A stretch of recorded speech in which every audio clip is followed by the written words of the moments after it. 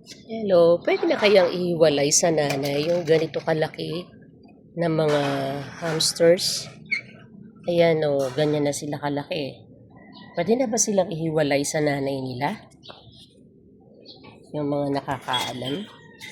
Para samahin ko na uli yung lalaki at babae.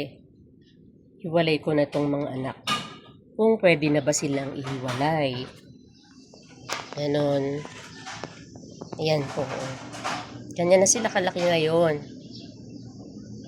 Ngayon, hindi ko pa sila inihihiwalay kasi di ako sure kung pwede na ba. Pwede na ba silang ihiwalay?